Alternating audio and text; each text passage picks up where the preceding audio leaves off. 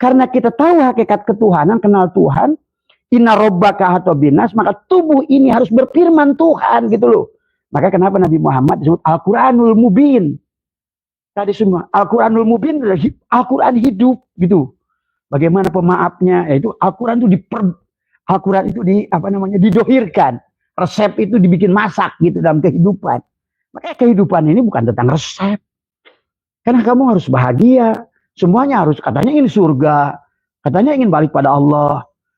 Tapi kenapa jadi salah tujuan? Nah inilah yang menjadi persoalan. Gitu kan tadi. Ngomongin resep terus. Resepnya dibaca pakai kiroat, pakai bayati, pakai apa. Tapi nggak pernah masak. Terus apa manfaatnya? Hanya hiburan telinga doang. Ingat, telinga ini kalau perlu budegan. Tadi semua hiburan. Akhirnya sekarang akhir zaman ini, manusia lebih menyenangi penceramah itu yang lucu. Akhirnya karena tadi hanya sangat hiburan. Agama itu jadi hiburan. Tadi, akhirnya jadilah mata pencaharian pendakwah itu. Karena tadi, ya, karena konsepnya sudah salah dari awal. Tadi semua. Makanya inilah, mari kita sekarang ini, kita semuanya harus bahagia. Semuanya harus kembali pada Allah.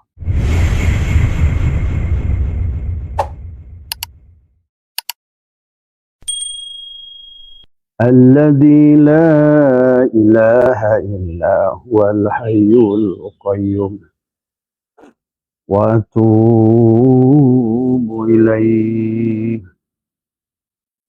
taubatan abdi zalimin la yamliku li nafsihi darran wala naf'an wala mautan wala hayatan wala nusyur. Astaghfirullahal azim alladzi la ilaha illa wal hayyul qayyum wa atubu ilaihi taubatan abdi zalimin la yamliku li nafsihi darran wala naf'an wala mautan wala hayatan wala nusyur. Assalamualaikum ya malaikat zaman. Assalamualaikum ya Rasulullah. Assalamualaikum ya Rasulullah. Assalamualaikum ya Rasulullah. Assalamualaikum ya rijalul ghaib. Assalamualaikum ya Sayyidi Abdul Qadir. Assalamualaikum Sayyiduna wa Mursid. Bismillahi nuri nuru nurullah nuru rabbi bihaqqi nur Muhammad.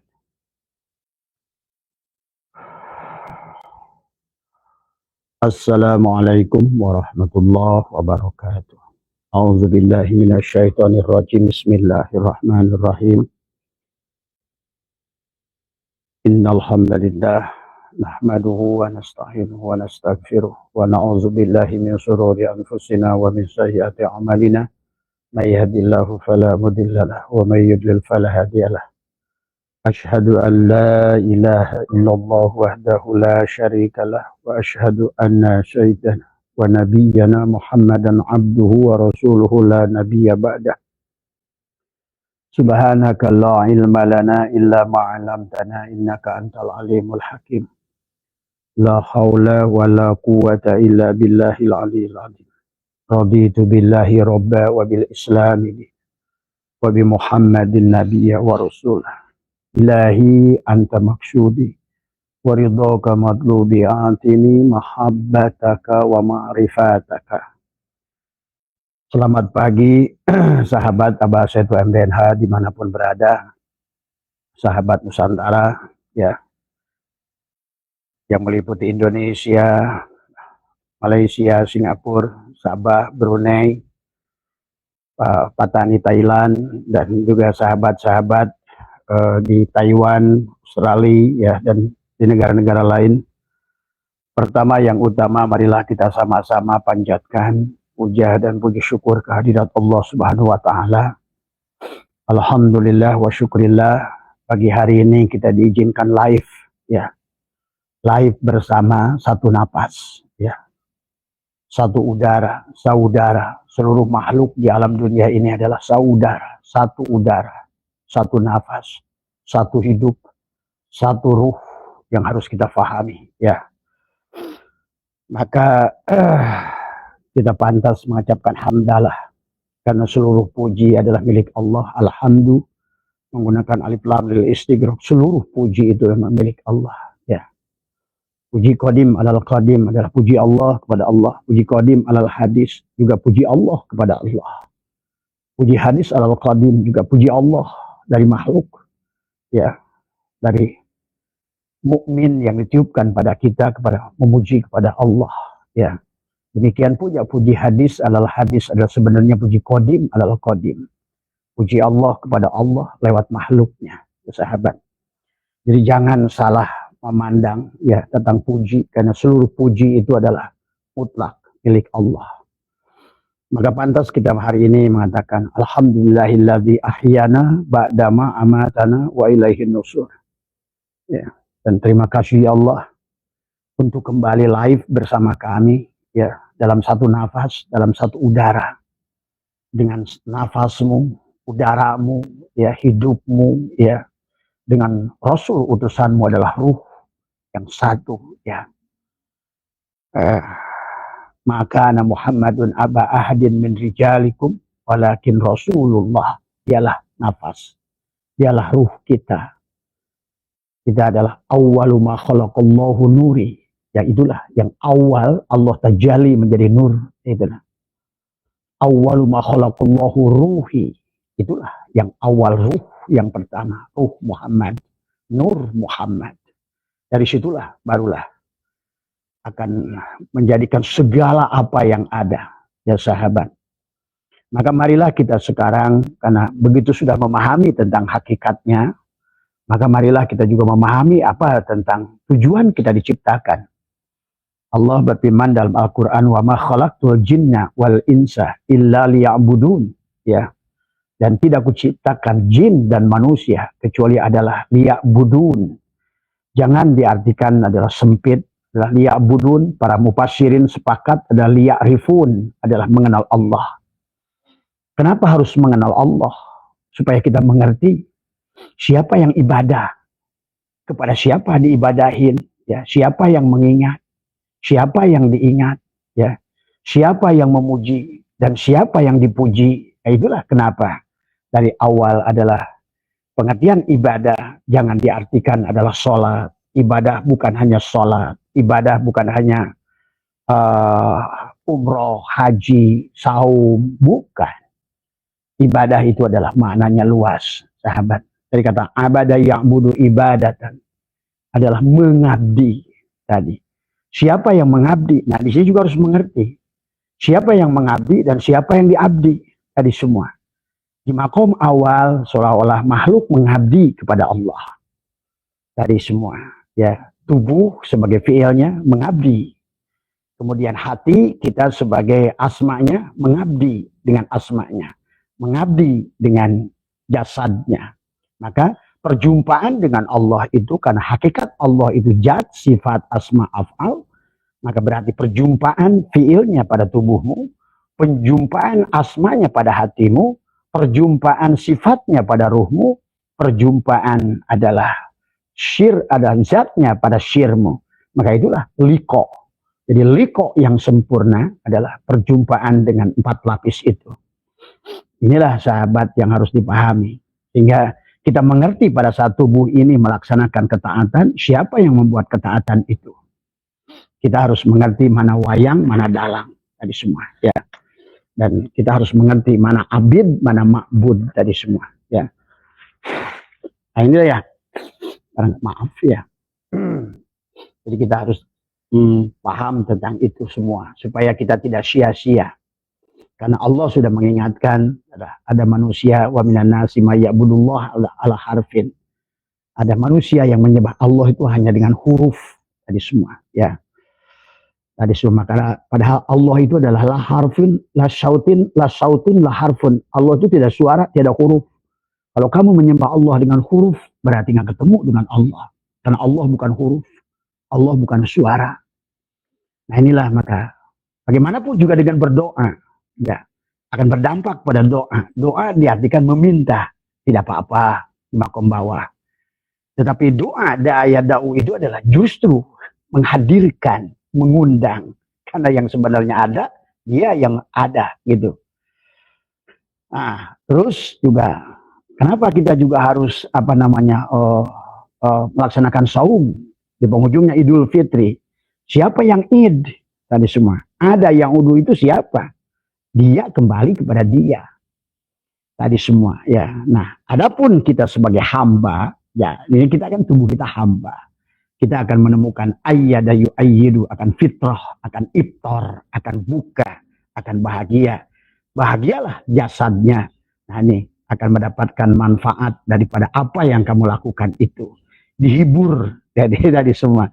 Tapi dihibur itu tadi. Makanya Syekh Mu'i Pamijahan, sahabat, mengartikan ibadah itu luas. Ya. Maka jangan perhatikan ibadah pada sholat saja. Siapa yang sholat? Kamu harus tahu. Tadi semua fi'il siapa sholat itu? Kenapa kamu disuruh sholat? Apa makna sholat? Makanya kenapa makna sholat itu bukan amilus sholat. Tapi akimis sholat. Tadi semua. Akoma yukimu ikomatan. Berarti adalah. Kenapa bimana muta'adi? Karena tadi. Karena sholat itulah selamanya. Sholat. Sadar kita hidup pun sholat. Sadar nafas, sholat. Sadar hidup itu Allah, sholat. Maka itulah ada sholatu daim yang tanpa ruku dan tanpa sujud, tanpa duduk, tanpa qiyam, tanpa ruku, tanpa sujud, tanpa jalasah, bahkan duduk. Ya tadi semua. Ya, itulah yang sholat yang sebenarnya sholat sebenarnya. Tetapi itu harus dibuktikan dengan sholatul wusta. Karena menyadari keberadaan itu adalah harus dibuktikan dengan hatimu, dibenarkan. Siapa yang sholat? Dan maka ada sholatul wusta. Sholat yang di tengah-tengah di sini adalah hatimu, yang masjidnya adalah di dadamu tadi semua. Barulah nanti keluar lagi dari situ. Buktikan karena yang di dalam itu nggak kelihatan. Muncullah sholat maktubah tadi semua dengan gerakan. Nah, gerakan ini adalah untuk menunjukkan adanya hati. Hati adalah menunjukkan ruh yang sholat. Gerak sholat pada tubuhmu menunjukkan hatimu sholat. Sementara hatimu sholat karena ruhmu sholat karena Allah yang sholat. Begitu. Maka jangan aneh dari imam mujtahid yang 4 berbeda pandangan dalam pandangan sholat tadi semua. Termasuk doa iftitah mereka beda, termasuk juga naruh tangan mereka beda. Kemudian termasuk juga adalah rukun sholat pun adalah antara Imam Malik dan Imam Syafi'i pun beda. Karena menurut Imam Malik siapa yang sholat gitu. Nah kata Abbasi, bagusnya kita bermazhab itu jangan hanya terjebak gitu kan tadi. Seharusnya adalah, nah inilah kesepakatan ijma ulama adalah kita gunakan mazhab itu semuanya. Jadi walaupun begitu adalah kita harus fokus pada satu, tetapi adalah gunakan adalah semuanya dari semuanya. Karena itulah demikian pula kitab sahabat. Kita selain menggunakan Quran, juga menggunakan kitab-kitab sebelumnya. Kan kita iman. Kita kepada kitab tadi ya deh. Ayyuhalladzina amanu kutiba alaikumusiyam kama kutiba alal ladzina min qablikum la'allakum tattaqun. Dan juga kita dan kepada kitab dan kitab sebelumnya tadi semua. Jadi kita pun harus mengimani kitab Injil, Taurat, Jabur tadi semua. Kalau perlu kamu baca juga. Jangan benci, itulah salah gitu kan. Kita iman pada kitab yang sebelumnya.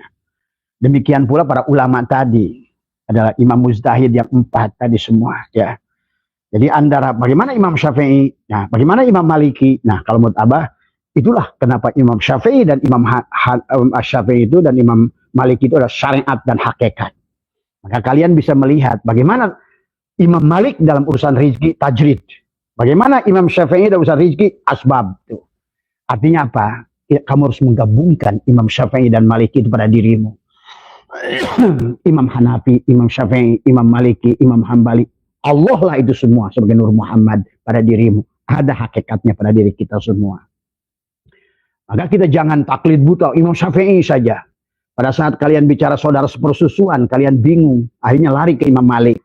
Kenapa? Karena Imam Malik merinci masalah itu. Kenapa? Kebiasaan budaya di Arab ada saudara sepersusuan. Maka Imam Malik lebih mengerti daripada Imam Syafi'i. Sampai Imam Malik menghitung berapa sedotan seorang anak itu saudara sepersusuan. Nah disinilah kalian kadang dalam berilmu itu coba luaskan. Innallaha wasi'un alim. Tadi semua. Ya. Jadi mazhab itu luas, sahabat. Tadi semua ya. Dan imam itu seolah-olah bukan pilihan, tetapi sesungguhnya adalah itulah kesempurnaan. Mau diambil dari laut barat, ilmu Allah itu. Mau diambil dari laut timur, air laut itu. Mau selatan, utara, semuanya ilmu Allah. Itu yang mesti pegang, pahaminya. Jangan terjebak pada orangnya. Tadi semua ya. Maka kalian bisa pahami tentang sholat, tentang ibadah yang lain. Insya Allah Abah ini adalah fuqaha dulu ya, sampai berapa puluh tahun adalah sampai mazhabul arba'ah aja Abah apal perbandingan mazhab itu tadi semua. Karena disitulah ini kita menemukan sebenarnya apa sih ini kehendaki Allah. Nah itulah. Maka kenapa Imam Jainuddin Al-Malibari ya, penulis kitab Fathul Mu'in ujungnya tobat? Karena tadi. Kenapa Imam Ghazali juga ujung-ujungnya ujlah tuh. Ujung-ujungnya juga tobat Imam Ghazali gitu setelah merasa sebagai hujatul Islam, ternyata sombong yang muncul, merasa jadi ulama. Disitulah maka beliau berkata hanya 4 bulan itulah yang sebenar-benarnya aku belajar ilmu tuh dari Syekh Ali Abu ya. Demikian pula Imam Maliki ya, dia berkata kalau aku nggak bertemu dengan Imam Ja'far As-Shadiq 2 tahun maka hancurlah ilmuku semuanya. Coba sahabat, coba pelajari. Jangan pada saat kamu kisah orang itu, kitab-kitab mereka pada saat mereka, kan mereka itu hidupnya panjang. Kapan Imam Ghazali menulis Ayyuhal Walad, kapan Imam Ghazali menuliskan misalnya ada Mishkatul Anwar, kapan Imam Ghazali menulis Bidayatul Hidayah, kapan menulis Nihayatul Hidayah, kapan Imam Ghazali menulis Minhajul Abidin, kapan. Kan di penghujungnya iya. Apa di penghujungnya? Kamu tuh harus cerdas dalam membaca kitab ulama itu. Lihatlah apa natijahnya begitu. Jangan pelajaran beliau yang di sana aja beliau gagal, yang kemudian beliau ulangi terus kemudian akhirnya menemukan kebenaran. Justru kalian pas saat gagalnya dipelajari. Nah disinilah kalau menurut Abah, nah, karena waktu kita terbatas, umur kita terbatas, marilah kita langsung mengambil intisari dari mereka yang sudah melakukan, dijalankan oleh Allah untuk melakukan perjalanan keilmuan tadi semua. Seperti halnya gimana Arisalahnya Imam Syafi'i, kemudian Tuhfatul Muhtaj Ibnu Hajar Asqalani, kemudian juga Al-Haytami, kemudian di situ ulama-ulama ini sampai nanti pertengahan Fathul Mu'in dengan Bajuri, bagaimana Imam Bajuri dan bagaimana Jainuddin Al-Malibari berbeda masalah hitan, masalah bagaimana anak kecil yang belum hitan masuk masjid, bagaimana perempuan yang masuk dalam masjid head. Nah, itu kan di sinilah semua mereka sedang berjalan menemukan kebenaran. Maka jangan kalian terfokus pada satu kitab semua ya. Dari mereka, perjalanan mereka, luaskan. Kalau perlu ketahuilah. Bahkan kalau menurut Abah sih sebetulnya kalau kalian setuju gitu kan tadi semua. Kitab yang ada di 800 Hijriah itu adalah Anwarul Qudsiyah, Imam Sya'rani. Kalau menurut Abah, ulama yang perlu kalian pegang rujukannya adalah bukan kepada 200 Hijriah, 300 Hijriah, 400 Hijriah. Karena Imam Sya'rani, Imam Ali Al-Khawas, 800 Hijriah, itulah ulama terakhir yang sebenarnya. Syatwa'ilah Askandari, 700 Hijriah, itulah beliau yang sudah mengkaji hikam, apa namanya, ihya, sampai ke sana Imam Ghazali. Beliau simpulkan pada kitab hikam itu. Maka apa? Di akhir sekarang ini, daripada mengkaji ribuan kitab, lebih baik mengambil kitab yang sudah, lihatlah kurun para ulamanya. Karena ulama yang kesini pasti lebih cerdas dari ulama yang sebelumnya. Kenapa? Karena dia sudah menggabungkan banyak hal. Sama mufasirin kesini harusnya lebih cerdas. Maaf, ini harus ini nggak, manusia itu nggak ada yang cerdas, Allah yang cerdas gitu kan tadi semua. Karena kita ini terlalu taklid buta dalam memandang keilmuan, sahabat.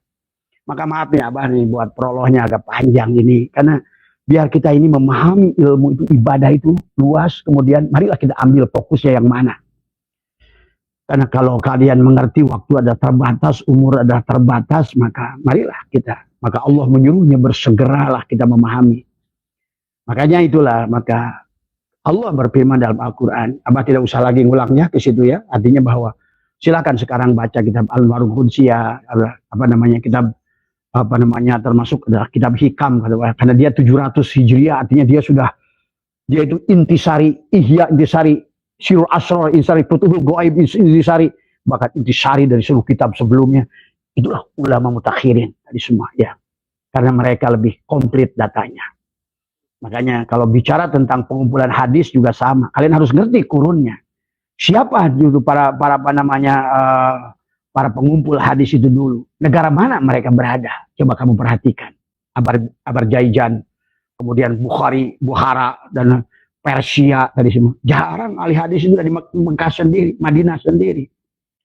Nah, ini kemudian kamu runut, kemudian semua tadi semua. Bagaimana Imam Bukhari, kemudian anaknya sampai Syekh Ali Al-Haji Al-Bukhari yang dimakamkan di Mulun, India. Bagaimana beliau mengumpulkan hadis itu? Maka jangan selalu menganggap bahwa inilah kita perlu, bahwa ilmu Allah itu bertahap dari Rasulullah. Nggak ada ilmu nahu, nggak ada ilmu sorof, nggak ada ilmu mani, bahkan nggak ada ilmu tajwid, nggak ada ilmu apa-apa zaman Rasulullah itu. Tadi semua ya. Maka kalian harus mengerti bagaimana itu berproses semua. Tadi semua. Jangan selalu bahwa wah dulu Allah yang dulu, Allah yang sekarang, ulama yang dulu. Hakikatnya Allah yang dulu. Ulama yang sekarang pun yang sudah al-mutu qabla an tamutu adalah ulama yang sekarang lah ilmu Allah juga gitu loh tadi semua. Maka marilah kita cerdaskan tadi semua. Maka pada pagi hari ini tentang ibadah, karena banyak yang bertanya ibadah itu selalu masih Abah lihat pertanyaannya adalah masih terjebak pada ritual. Ya. Menjebak pada ritual tadi semua. Nah, ritual itu harus bukan berarti ritual ditinggalkan. Justru ritual itu melihat fi'il Allah. Dari mana kamu melihat Allah itu maha baik kalau kamu nggak berbuat baik. Maka itu kata Allah, ahsin kama ahsanallahu ilaika. Dari mana Allah itu Raufur Rahim. Allah itu pemaaf misalnya. Ghafurur Rahim. Kalau kamu tidak pernah pemaaf gitu loh. Jadi kita ini di dunia ini takhallaqu bi ahlakillah, bagaimana memerankan bahwa Allah itu wujud gitu loh. Wujud dalam tubuh kita. Maka tadi firman Allah disebut Al-Quran. Itulah Nabi sampai menangis. Tadi waqala Rasul kata Allah. Menulis adalah tentang Nabi kita Muhammad menangis pada Allah. Waqala Rasul kata Nabi, ya Rabbi inna qaumi takhidu hadal Qur'ana mahjura. Nabi sudah bercerita tentang Quran. Ya Allah, umat-umatku ini nanti banyak mencampakkan isi Al-Quran. Qurannya dihafalin, ditahfidkan, tapi nggak ngerti isinya. Qurannya dikiroatkan, tapi nggak ngerti juga isinya, nggak mengamalkan isinya. Itu kan begitu tuh. Nabi itu menangis. Dan sekarang fakta. Sekarang manusia mentuhankan tahfidz, mentuhankan kiroat, mentuhankan, tapi isi Quran dia, akhirnya dampaknya manusia justru tidak mendapatkan hudan wa furqan wa bayyinatin minal huda wal furqan. Padahal yang dia butuhkan bukan kiroat tadi. Yang dia butuhkan bukan tajwid. Bagaimana kata Abah juga? Tubuh. Karena kita tahu hakikat ketuhanan, kenal Tuhan. Inna robbaka hatta binas. Maka tubuh ini harus berfirman Tuhan gitu loh. Maka kenapa Nabi Muhammad disebut Al-Quranul Mubin. Tadi semua. Al-Quranul Mubin adalah Al-Quran hidup gitu. Bagaimana pemaafnya? Yaitu Al-Quran itu didohirkan. Resep itu dibikin masak gitu dalam kehidupan. Makanya kehidupan ini bukan tentang resep. Karena kamu harus bahagia. Semuanya harus, katanya ingin surga. Katanya ingin balik pada Allah. Tapi kenapa jadi salah tujuan? Nah inilah yang menjadi persoalan. Gitu kan tadi.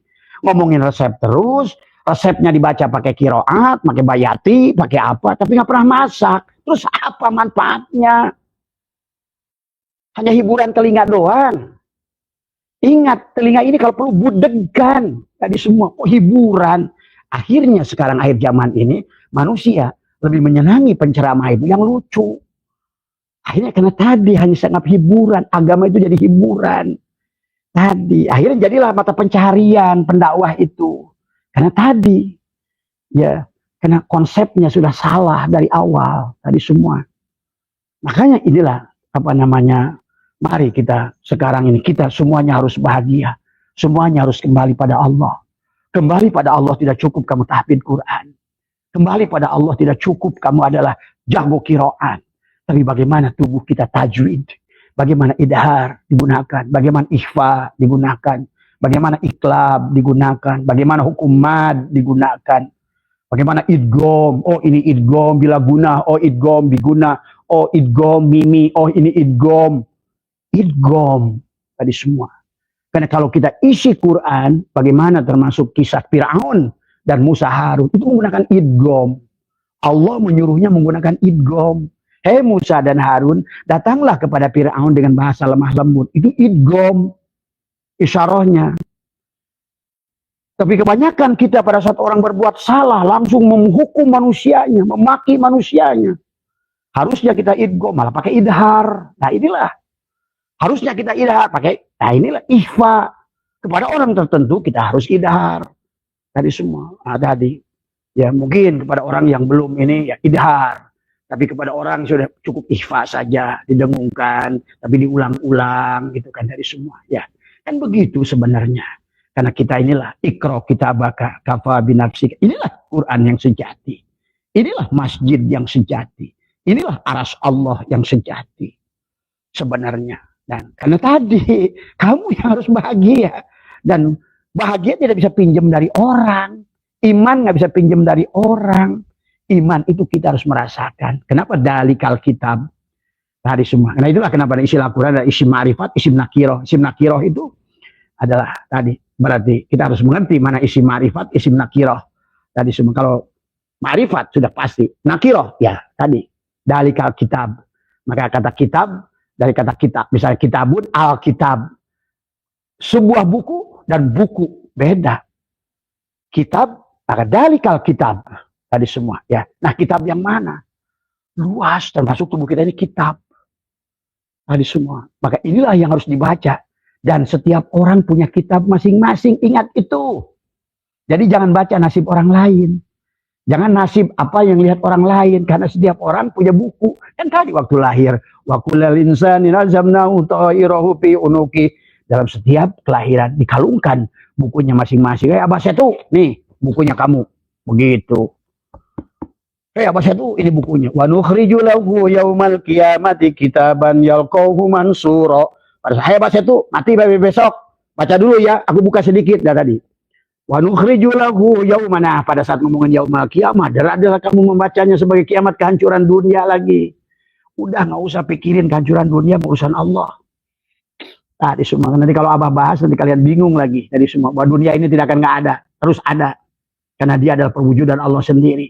Tergantung kamu cara pandangnya. Kalau kamu pandang dunia ya dunia, kalau kamu pandang akhirat ya akhirat, kalau kamu pandang makhluk ya makhluk, kalau kamu pandang Allah ya Allah. Nah itulah tergantung cara pandang. Bagi orang yang memandang dunia ini makhluk, ya hancur. Kullu syai'in halikun illa wajhahu. Tuh, bagi orang yang sudah ngerti ini halikun, tinggal memandang ini semuanya Nur Muhammad, tidak akan hancur. Tuh. Makanya itulah, kalau kalian ngerti kehidupan ini ada 7 lapis paralel. Di alam dunia saja sudah ada kehidupan paralel 7 lapis. Nah ini yang susah dari tadi ngajinya nguplak di kulit melulu. Kalau dalil yang dipakai, tapi dalilnya kata orang, kamakola kila. Kata orang, manisnya gula kata orang, asinnya garam kata orang. Ya gimana kamu yang udah, sementara Allah mengatakan dalikal kitabul la raiba fihi. Kamu yang tidak boleh ragu. Itulah al-iman tadi semua. Kitalah al-iman. Iman itu adalah adari. Maka kita tidak boleh la raiba fihi dalil mutakin, bagi orang yang takwa, bagi orang yang telanjang gitu loh. Dalam beramal itu bukan dia lagi yang beramal, dia sudah mengerti, dia tidak bisa melakukan amal. Nah, disinilah kita harus benar dari awal. Maka dari awal Abah sudah jelaskan tentang tafsir alam nasroh laka sodroh.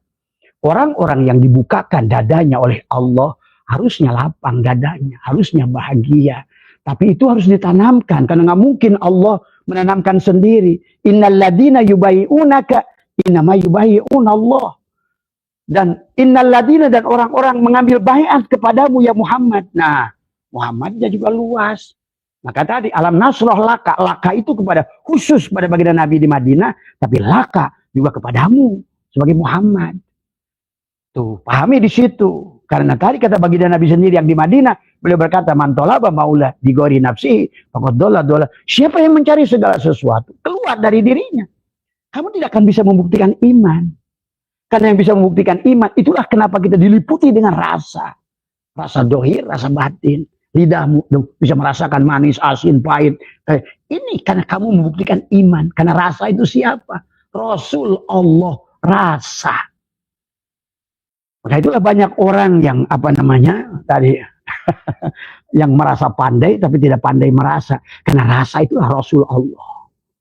Sehingga kamu diajarkan. Maka tadi cara dikir kepada Allah itu bisa dengan badanmu, bisa dengan hatimu, bisa dengan ruhmu, bisa dengan sirmu. Tuh. Dikir dengan badanmu, melihat pilnya. Tuh. Itu rasa. Kamu bisa merasakan dengan tubuhmu. Saya ruku, saya sujud, tadi semua. Seperti wayang sedang digarikan dalang. Nggak lagi kamu merasa sholat. Nah ini yang gagal dari awal. Ya, sholat. Nah, nanti si Atoilahnya negor tadi semua. Orang yang tadi yang kerja dalang, tadi semalam suntuk yang kerja dalang, berwayang kurang ajar, minta pahala lah, minta apalah gitu. Tetapi dalang akan berikan pahala kepada wayang selama wayang itu sadar yang menggerakkannya dalang, begitu loh maksudnya. Kalau kamu yang menggerak ibadah terus kamu minta pahala, nggak dikasih diizin, bahkan ditampar ibadah kamu itu. Sampai kata Allah tadi, fawailul lil musallin, celakalah orang yang sholat itu. Tadi semua karena wayang nggak sadar digerakkan ibadah oleh dalang, dia merasa dia beribadah. Padahal kita ini la haula wala quwata. Kita ini kata Abah juga dari awal, satu hidup, satu napas, saudara. Kalau orang sudah saudara, pada lagi benci agama Hindu, Buddha semua nggak ada. Kenapa? Orang satu udara.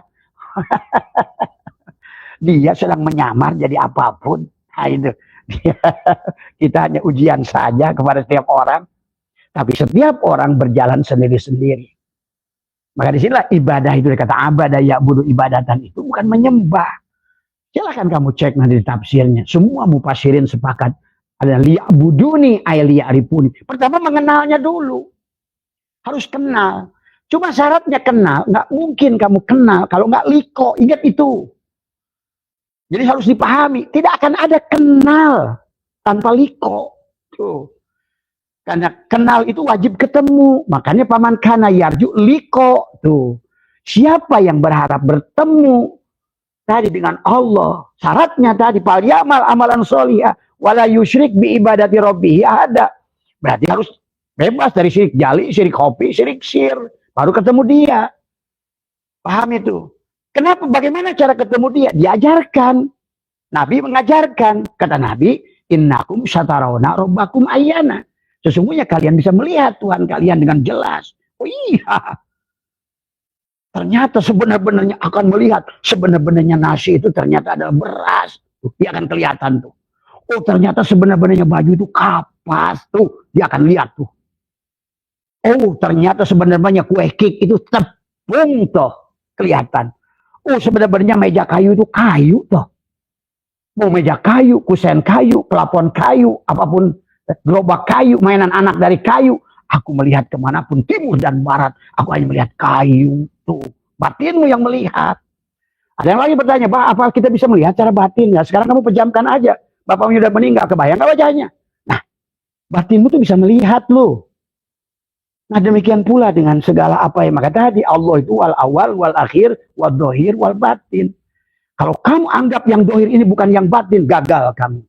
Kalau kamu anggap yang kelihatan nampak ini bukan Allah, gagal kamu.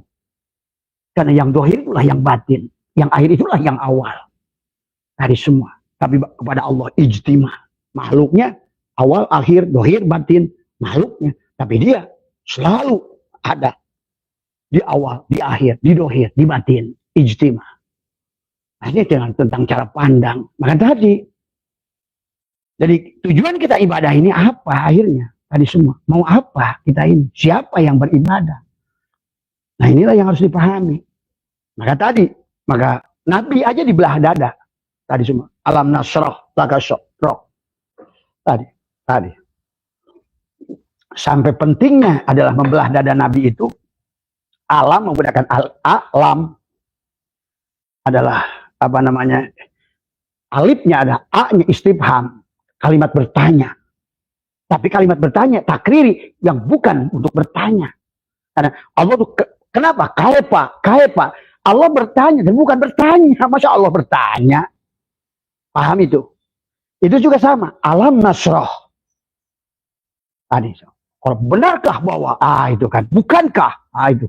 Allah menegaskan. Seolah-olah dia bertanya, ingin menegaskan. Alam nasroh. Laka. Sodro. Makanya menggunakan alif A-nya istifham. Kemudian, tapi sifatnya takriri. Tujuannya adalah untuk apa? Sementara lamnya adalah untuk nafi. Apa yang dinafikan adalah untuk mencegah makna yang sudah jajam tadi. Nasroh. Tadi semua. Nunnya menggunakan nun. Nanu. Bukan lagi A. Tapi dia. Kami tuh. Ayo kamu jadikan kami dengan dia.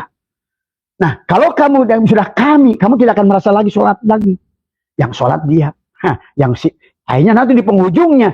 Dia menyembah dirinya sendiri. Di penghujungnya. Dia mengingat dirinya sendiri. Di penghujungnya, dia menyaksikan dirinya di penghujung. Tapi pada diri kita, melihat fiilnya pada tubuhmu. Melihat asmanya pada hatimu. Melihat sifatnya pada rohmu. Bagaimana dikirnya? Dikir syariat. Atau dengan fikih. Ya, ibadah syariat dengan fikih. Kalau Syekh Mu'i pemikiran ibadah, ubudiyah, abudah. Semua orang ingin dibalas ibadahnya. Tapi nggak mungkin. Wong yang ibadah kamu. Itulah yang kata Allah, wahum yasabuna annahum yusinuna sun'a. Tidak mungkin sholatmu, puasamu itu akan diganjar oleh dia. Inilah yang harus dipahami oleh kita dari awal. Maka Nabi dibelah dada. Maka tadi subhanallah di asyra bi abdi. Beliau jadi hamba. Jadi maf'ul bih tadi. Karena sodrok itu adalah objek. Sodrok tadi semua. Kenapa di situ adalah mudhof ilaih? Siapa yang menyandar dada? Siapa yang dibukakan tadi? Muhammad. Siapa yang membukakan? Sinasroh dari Allah. Nah itulah kita dari awal pun harus begitu. Bibitnya harus ditanamkan dulu. Kalimatul taqwa, kalimatul iman, kalimatul tauhid. Kalimat la ilah. Karena kata Allah, la ilaha illallah itu adalah bentengku. Siapa yang masuk dalam bentengku, amanlah dia dari siksaku. Tadi. La ilaha illallah itu ana, kata Allah. Dalam hadis kursi. Akulah la ilaha illallah. Tadi. Man daholahu kana amina. Siapa yang telah masuk. Mandahola hisni. Siapa masuk dalam bentengku. Umina min ikobi. Amanlah dia dari siksaku. Maka di dunia ini dia udah surga. Nah, inilah. Jadi inilah konsep ketuhanan dari awal. Dia ini sedang bermain-main. Maka seluruh makhluk ini harus mengembalikan kepadanya. Maka innalillah wa inna ilaihi rajiun. Ini yang taat kamu, yang soleh kamu, yang ibadah kamu, yang jago ilmu kamu. Akhirnya begitu jago ilmu jadilah barsiso. Begitu dia punya kaya jadilah salabah dan korun. Nggak mau sodako, nggak mau berbagi, nggak mau apa. Tadi ya. Tadi. Begitu kamu jadi pejabat jadilah Firaun. Makanya sekarang ini banyak kan Firaun. Tadi semua. Yang jadi presiden gua, yang jadi gubernur gua, yang jadi bupati gua, yang jadi camat gua, jadi Firaun. Inilah sahabat, karena konsep ketuhanan dari awal. Dialah Maliki Yaumiddin. Maliki Yaumiddin. Ingat itu. Dialah raja dari semua raja yang ada. Dan jadikanlah dirimu adalah juga Malikin Nas. Kalau dia Maliki Yaumiddin, jadikanlah kamu Malikin Nas. Tuh. Supaya ilahin nas. Akhirnya kamu bebaslah min syarril waswasil khannas. Apa? Nal jinnati wan nas. Tuh. Dari semua. Pahami ya. Nah, mari kita lihat menurut hikam. Inilah kenapa Syato'ilah ingatkan kepada kita tentang siapa yang beribadah itu. Maka di sini diceritakan tentang idza aroda ayyudhira fadlahu alaika khalaqu wa nasaba ilaika. Apabila Allah, kata Syato'ilah, ingin menampakkan karunia-Nya kepada dirimu, maka dia menciptakan amal pada dirimu. Tuh. Jadi pada saat kamu beramal itu dia tuh yang ingin. Cuma jangan di aku. Dia menciptakan amal, dia ingin memberimu. Maka tadi ketaatan itu adalah perbuatan, maka ma'asobaka min hasanatin famin Allah. Semua kebaikan yang kamu lakukan itu adalah perbuatan Allah. Kata Quran, ma'asobaka min hasanatin famin Allah. Tadi semua. Maka tadi kata Syaitan, idza aroda ayyudhiro fadlahu alaika khalaqu wa nasaba ilaika. Apabila Allah ingin menampakkan, ingin memperlihatkan karunia-Nya, biar dia itu ada lewat sholatmu itu. Allahu Akbar. Tuh. Dia itu ingin lihat dirinya di luar dirinya lewat dirimu. Maka lihat gerakmu itu, lihat fiilnya. Kata dia, wah bener gua ada tuh. Tuh cermin gua tuh. Ini cermin malah, ya kamu berkaca di dalam kamu di depan kaca sholat. Yang di dalam apa namanya kaca itu ngaku, saya yang sholat nih, minta pahala dong kepada kamu yang lagi sholat di depan kaca. Coba kurang ajar nggak itu? Kamu ingin melihat kamu sholat, kamu butuh kaca gitu loh. Maka kamu katakan mau sholat, kamu pakai kaca. Oh lihat tuh saya ruku, saya i'tidal, saya sujud. Tuh. Kata Allah. Kan itu dari awal kun tadi. Ana kuntukan zan mafia. Aku dari awal tersembunyi. Paholakul holko. Ahbatu an urofa. Tapi aku mau dikenali. Paholakul holko. Maka aku tajalikan diriku menjadi nur. Aku ingin lihat piilku. Jadi sholat itu piil dia. Maka tadi zikirnya, fiilnya pada tubuhmu, asmanya pada hatimu, sifatnya pada ruhmu, zatnya, sirnya, rasanya pada sirmu itu. Tadi semua. Inilah ibadah, ubudiyah, abudah. Baru kamu akan makjur. Ya, kalau baru tadi ungkit-ungkit dan doang dirimu yang sholat, itu baru level syah secara fikih, tapi tidak makbul. Kalau kamu yang ada, tergantung kamu yang ada, ditolak oleh dia. Karena makana apa namanya? Saya katakan, Adi, pahami ya sahabat, maka kenapa kata Allah, wa makana sholatuhum indal baiti illa muka'a wa tasdiyatan fadukul adab. Kata Allah, sesungguhnya sholat mereka itu, di sejadahnya mereka, di masjid mereka, dimanapun, hanyalah siulan dan tepuk tangan. Mayit-mayit yang melakukan sholat, yang gak sadar siapa Tuhannya. Makanya kata Nabi, la tasyihu ibadah illa bihuduril qalbi. Tidak sah sholatmu yang tidak hadir dia. Tidak sah sholat yang tidak melihat Allah. Allahu Akbar itu setelah kamu menyaksikan Allah dulu.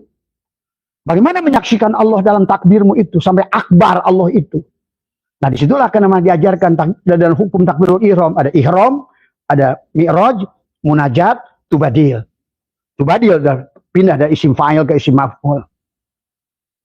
Ya, tetapi untuk sampai ke situ kata Abah juga tetap Nabi saja alam nasrah ala kasodrok. Tadi Allah lah yang bibit Allah la ilaha illallah itu yang ditanamkan. Tadi semua ya. Kalau kata Tuhan Sabul Qadir adalah la tasulu illa bitaubatin nasuhi. Tidak akan berhasil taubat nasuhamu kecuali illa bitalkin. Tadi semua ya. La tasulu adalah apa namanya? Tidak akan sampai la tasulu ada apa namanya? Illa bitaubatin nasuhi wa talkin min ahli. Nah itu lakona yulakinu yang menanamkan innal ladina yubayyi'unaka innama yubay. Nah, yang nalkinkannya juga jangan orang. Nah tadi, selama kamu ngaku mursyid, kamu tidak bisa nalkin. Tadi ingat itu. Selama kamu yang nalkin tidak mungkin. Ingat itu kata Allah, innal ladina yubayyi'unaka innama yubayyi'una Allah. Yang gimana dulu? Kalau kamu yang wujud, Allah yang tidak ada. Bagaimana kamu lakona yulakinu talkinan kepada orang yang kamu sendiri ada? Inilah kebodohan. Di martabat mana kamu boleh mentalkin itu? Maka dari Muqaddimah Syurul Asrar mengatakan kepada mereka yang sudah mati, kata Tuhan Syabul Qadir, yang sudah al-mutu qabla mutu, boleh mentalkin. Karena bukan harus Allah yang mentalkin. Pengarsa Abah dulu berkata, Abah aja nggak bisa mentalkin, cek Abah tadi semua. Ini orang sekarang tadi semua. Makanya pada saat yang mentalkin manusia, liko dijual belikan, talkin dijual belikan. Karena kalau udah dijual belikan itu pasti bukan Allah itu. Syahwat. Selama syahwatnya itu ada, apapun yang kamu tanamkan itu adalah batil. Karena yang bisa menanamkan itu adalah konsepnya cuma tadi. Apalagi yang ditanamkan la ilaha illallah. Nabi isbat. Orang yang nalkin yang gak nabi. Bagaimana mau isbat yang nalkin itu Allah. Nah ini yang harus dipahami. Maka tidak mudah tadi semua. Maka bagi orang yang memberikan talqin itu tidak mudah. Kalau belum punya ngerti al-inabatu ila daril khulud, nggak bisa. Bukan al-istidadu lil mauti qabla nujuliha, nggak bisa. Al-mutu qabla damutu, nggak bisa. Karena yang mentalkin itu Allah sendiri. Itu yang harus dipahami. Kalau Allah yang sudah mentalkin, Allah yang sudah membayat, Allah tidak akan minta duit. Allah nggak butuh duit, dia godiyun, dia kaya. Ya, tadi dia mugni, dia rozak. Tadi semua. Nah inilah hati-hati ya di akhir zaman ini. Banyak orang berikan talqin, ujung-ujungnya pulus. Banyak orang yang mengajarkan liko, ujung-ujungnya pulus. Itu jelas tidak mungkin karena dia wujud. Ya, sahabat, pahamilah ini yang harus dipahami. Maka Syaitan mengingatkan sesungguhnya pada saat kamu melakukan ketaatan, Allah yang buat. Pahami itu. Ya, idza arada ay yudhira fadlahu alaika khalaqa wa nasaba ilaika, apabila Allah menghendaki menampakkan karunia-Nya tadi, ingin dia kelihatan fiilnya, maka dia buat kamu beramal. Ini diaku lagi. Maka itulah Syaitan ingatkan, jangan mengaku-ngaku. Itu loh. Maka beliau apa kata Syaitan selanjutnya dikatakan, la tatlub iwadon ala amalin lastalahu fa'ilan. Tuh. Ya. Yakfi dikatakan adalah yakfi minal jazai laka alal amali an kana lahu qabilan. Dikatakan la tatlub iwadon ala amalin lastalahu fa'ilan. Janganlah engkau meminta imbalan atas amal yang bukan engkau pelakunya. Tadi semua. Karena Allah lah yang berbuat amal itu. Tadi. Maka itu Nabi Muhammad itu, ya Muhammad anna rabbaka usolli. Ya Muhammad, akulah yang sholat. Ya, kalau tubuhmu sholat, hatimu yang nyuruh sholat. Kalau hatimu sholat, ruhmu yang sholat. Kalau ruhmu yang sholat, Allah yang sholat. Sebenarnya. Itulah perbedaan Imam Syafi'i dan Imam Maliki.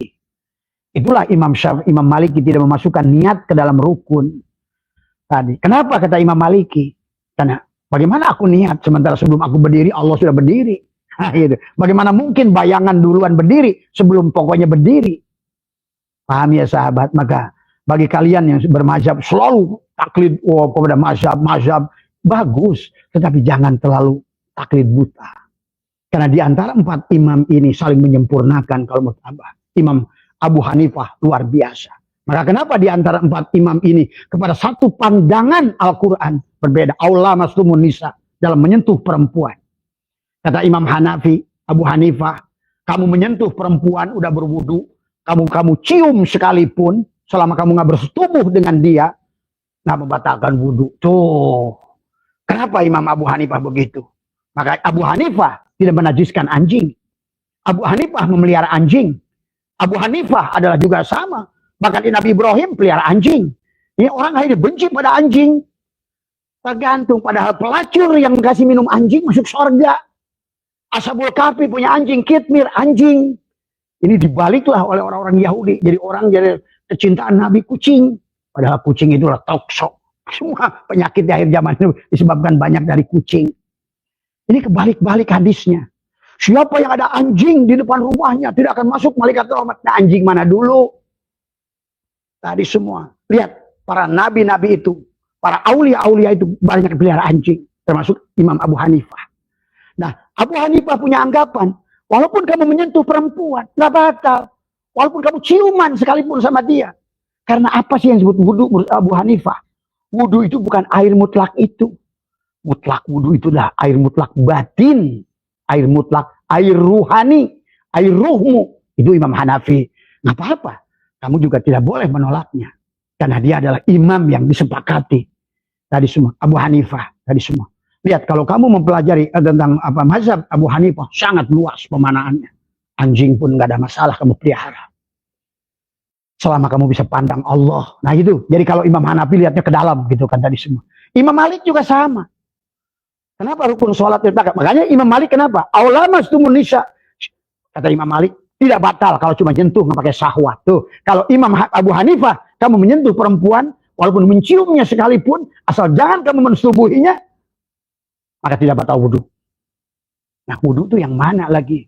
Maka kalau Abu Hanifah lebih cenderung, kau jagalah kalamu itu lebih utama daripada kumur-kumurmu. Begitu. Kau jagalah cuci mukamu itu, wajahmu itu wajah siapa? Ini wajah itu. Itu Abu Hanifah. Jagalah penglihatanmu. Jagalah pendengaranmu. Jagalah tangan dan kakimu. Itulah. Jagalah ilmumu maka diusap. Jagalah ilmumu. Lebih ke situ. Lebih kepada substansi Imam Abu Hanifah itu. Bukan kepada cangkang semua. Maka di mata Imam Abu Hanifah, kalau abah mempelajari mazhabnya, tadi selama semua yang kau pandang Allah, baik semuanya. Tuh, sahabat ya. Jadi mari kita, ya. Maka jangan aneh nanti dalam pandangan ulama juga.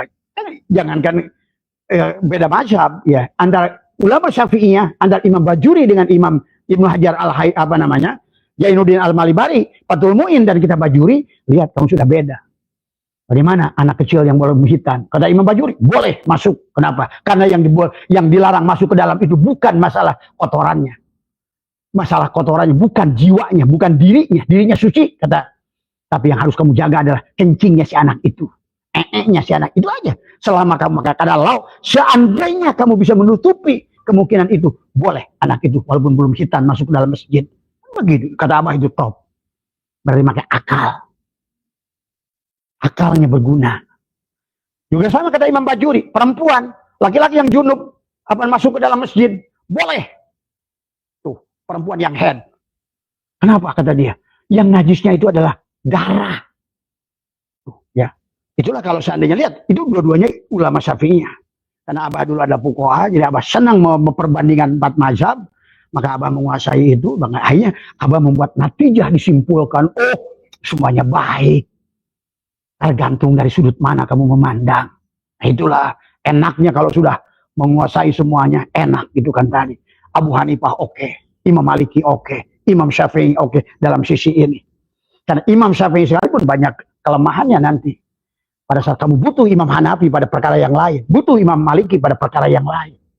Nah inilah maka tidak boleh. Udahlah, jangan talpek kayak begitulah. Ilmu Allah itu maha luas. Silakan kamu ambil dari manapun. Ya, yang penting adalah jadi manfaat buat diri kita.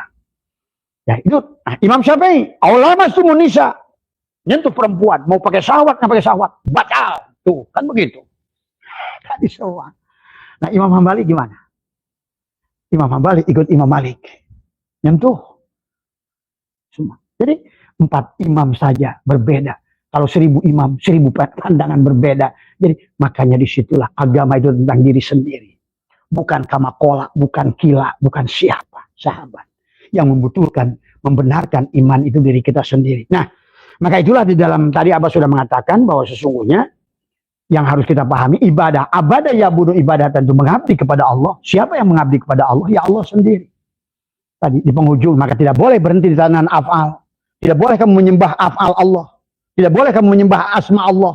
Tidak boleh kamu menyembah sifat Allah. Yang harus kamu sembah zat Allah. Itu. Karena nama nasi tidak akan mengenyangkan kamu. Sifat nasi tidak akan mengenyangkan kamu. Yang mengenyangkan kamu adalah zat nasi. Istrimu, katakanlah Jubaidah. Nama istrimu nggak enak sebenarnya. Dari semua. Perbuatan istrimu nggak enak. Fiilnya, sifatnya. Yang enak itu dianya. Makanya kalau udah ketemu dia, la sautun la harpun. Cukup saya kamu gelapkan lampu, udah kamu meremelek. Rasakan kehadirannya. Maka itulah sebetulnya bersetubuh itu adalah sebuah kenikmatan yang sebenarnya. Maka dalam hukum fikih inilah yang Abah sedang bicara dengan teman-teman di MUI. Marilah kita pandang hukum pernikahan ini. Karena sahabat hukum pernikahan ini begitu luas. Yang lebih Allah sakralkan di dalam Al-Quran adalah rasa cinta yang harus kamu tumbuhkan di antara berdua. Daripada kamu diikat oleh KUA, tapi kamu adalah saling. Nah, itulah yang sekarang Abah boleh simpulkan. Kalau berdasarkan tafsir Al-Quran, banyak manusia, wanita, laki-laki berhubungan dalam satu rumah. Masih dihukum suami istri. Diikat oleh KUA. Tetapi sesungguhnya banyak melakukan zina. Kenapa? Karena hubungan badan itu lebih cenderung kepada sakralnya adalah bagaimana la ilaha illallah adalah ruhmu, suamimu. Muhammadur Rasulullah adalah istrimu, badannya. Kau satukan la ilaha illallah. Sehingga timbullah jadbah rasa itu. Yang kau nikmati itu rasa. Sahabat, pahami itu tentang itu. Makanya kenapa? Di dalam sholat khusyuk tadi juga. Qad aflahal mu'minun alladzina hum fi salatihim khashi'un. Siapa yang sholat yang khusyuk itu? Tadi qad aflahal mu'minun alladzina hum fi salatihim khashi'un walladzina hum 'anil lagwi muridun walladzina hum lizakati fa'ilun walladzina hum li furujihim 'afidun illa 'ala ajwajihim aw ma malakat aymanuhum. Siapa tuh aw ma malakat aymanuhum? Walaupun dia ajwad, pasanganmu, istrimu. Tapi kalau kamu udah saling membenci di antara keduanya, hubungan badan itu tidak dirasakan sebagai rahmat. Mana tadi? Allah mengatakan wa min ayatihi an khalaqalakum min anfusikum ajwajan, pasangan. supaya litaskun. Kamu harus litaskun. Karena banyak perempuan, hampir 80% yang ngadu ke Abah. Dia udah gak bahagia hubungan badannya dengan suami. Sampai ada jemaah berkata ke Abah, bah, saya ini hanya istri saya melayani saya kalau sampai tanggal 2, tanggal 3 gaji saya udah habis, dia gak mau melayani. Itu udah jinah, hati-hati. Kamu bertransaksi dengan suami itu jinah. Jangan lagi istilah, karena umum halal dan haram itu kaitannya dengan Allah, rasa. Bukan hanya aturan manusianya. Inilah yang harus kamu pahami Al-Quran. Maka kenapa hukum, kamu kalau kita lihat, bagaimana Nabi Muhammad menikahi Sofia? Apakah dibawa ke KUA? Bagaimana cara nikahnya Nabi Muhammad dengan Sofia itu? Apakah Sofia diislamkan? Tidak. Orang Yahudi. Satu lagi orang Nasrani. Ya, kamu tuh harus paham. Ya, ini sebetulnya kata Abah, kegagalan rumah tangga adalah penyebabnya adalah hubungan yang tidak terjaga dengan baik. Rasa kalian suami istri yang harusnya ajwajan supaya litaskunu ilaiha. Harus tentram dua-duanya, senang dua-duanya. Maka wahai para perempuan, sadarilah kodratmu. Maka itulah begitu banyak hadis, siapa yang menolak keinginan suaminya sampai pagi, itu sebetulnya itu kan hanya syariatnya, tapi hakikatnya adalah sebetulnya engkau sedang menolak Allah. Rasa itu Allah. Dan itulah bedanya antara Robiat Adawiyah dengan banyak perempuan lain. Sahabat. Ya. Jadi mari kita pahami tentang hubungan badan ini semua. Ada yang lebih diutamakan oleh Allah, rasa cinta. Tadi makanya litaskunu ilaiha wa ja'alna bainakum mawaddah warahmah. Tuh, sampai Allah menuliskan inna fi dzalika la ayat. Ini adalah firman ayat. Hubungan badan itu ayat. Kamu merasakan aku. Kamu akan merasakan bagaimana kau satukan aku pada istrimu dan aku pada dirimu dengan rasa. Dan itu hanya akan terjadi dengan cinta. Maka disitulah kalau bagi orang Iran itu ada nikah mut'ah. Maaf nih, jangan kalian selalu serang. Mut'ah haram. Justru yang haram itu kalian diikat dengan KUA. Maaf ini ya. Ini harus diluruskan hubungan. Maka kenapa Allah tidak merubah undang-undang hubungan badan dalam Al-Quran? Ajwajihim au ma malakat aimanuhum. Sampai hari ini Allah tidak merubah undang-undang itu. Siapa au ma malakat aimanuhum? Kapan waktu Abah bisa jelaskan? Siapapun perempuan tadi semua yang merasakan cinta dengan dirimu, atau laki-laki yang cinta dengan dirimu, menyayangimu, tadi semua ya. Dan disinilah sesungguhnya adalah kita harus pahami ya. Aduh, makanya ini yang hanya orang Islam terjebak ke dalam sebuah hukum, tetapi kemudian dia berada dalam neraka itu sendiri. Hubungan badan menjadi sebuah jinah yang tidak disadari. Hai payung perempuan, layanilah suamimu dengan keikhlasan. Jangan pandang itu, tapi ada hadirkan rasa. Dan kata Abah, 90% dari kegagalan ekonomi rumah tangga, penyebabnya laki-laki dan suami tidak mau berhubungan badan dengan baik, dengan benar. Ya, itulah baginda Nabi mengajarkan bagaimana kamu adalah melakukan hubungan badan dengan benar. Sampai maaf ya sahabat, ini juga buat kalian kaum laki-laki juga harus mengerti.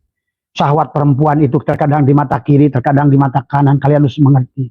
Kadang-kadang di telinga kanan, terkadang di telinga kiri. Kadang-kadang di dagu, kadang-kadang di bibir, kadang-kadang maaf di payudara kanan, di payudara kiri, di dengkul kanan, di dengkul kiri, jempol kaki kanan, jempol kaki kiri, jempol tangan kanan. Itu semuanya adalah untuk menyadarkan rasa. Jadi bukan syahwatnya, tapi rasa. Sesungguhnya kalau seandainya paling mengerti tentang bagaimana membahagiakan, menghadirkan Allah, la ilaha illallah, Muhammadur Rasulullah dengan rasa. Sesungguhnya kalian akan menikmatkan kenikmatan yang jauh melebihi dari apa yang kalian rasakan hari ini. Kalian hanya merasakan secara dohirnya saja, tapi ada rasa batin yang kalian tidak sadar. Coba kalian sadari. Kenapa hubungan badan itu, maaf, enak gitu kan tadi semua. Karena dialah yang enak itu. Allah lah yang enak itu. Dan Allah ingin hubungan itu sakral. Dari semua. Maka sekarang nih ada, walaupun lagi rame, ada seorang S3 doktor di UIN, ya tadi semua. Bahwa membayar perempuan malam dan membayarnya itu lebih halal tuh kalian tadi semua. Karena memang nikah itu akad, kesepakatan. Kesepakatan bersama. Hidup itu kesepakatan bersama. Yang harus kamu rasakan itu. Maka tadi, kesepakatan bersama yang dibangun dengan tauhid. Kesepakatan bersama dibangun. Ayo kita hadirkan Allah, wujudkan Allah bersama. Maka disebut bersetubuh. Itulah sebetulnya hakikat alif menjadi ba. Ba itu karena sebetulnya adalah hawa. Menjadi ta, menjadi sya, menjadi jim, ja. Sebetulnya bicara huruf hijaiyah itu bicara alif, Allah atau Adam, ba, hawa. Ba itu adalah alif bingkang, kemudian alif dimasukkan ke dalam ba, begini. Makanya perempuan itu barangnya seperti ba, laki-laki adalah. Makanya kalau di Jawa ada gotol, maaf, gotoloco. Ini karena inilah hakikat sebetulnya. Cuma sayang manusia nggak ngerti hakikatnya. Betapa nikmatnya, betapa sakralnya, betapa bahagianya melakukan itu. Tadi semua. Dan harus disatukan dengan rasamu tadi. Dohiron wa batinan. Tadi semua. Tapi sekarang banyak perempuan. Sampai ada bilang, bahwa saya itu kalau ditiduri suami kayaknya saya nggak ikhlas. Nah, Allahu Akbar. Ini bu, buat kalian perempuan dimanapun berada. Jangan kamu lakukan ini. Karena yang berdampak adalah kepada rezeki kalian, keluarga kalian sendiri. Karena rasa Allah tidak hadir. Pada hakikat dari pernikahan. Karena semua alam. Putik benang sari. Perlu naib nggak di situ? Enggak. Anginlah naibnya menyatukan. Itu. Jadilah buah tuh. Buah. Yang penting itu buah. Kan anak juga sebetulnya buah. Suami kamu adalah benang sari. Kamu perempuan putik. Disatukan. Keluarlah anak. Laqad khalaqnal insana min nutfatin amsaj. Itu.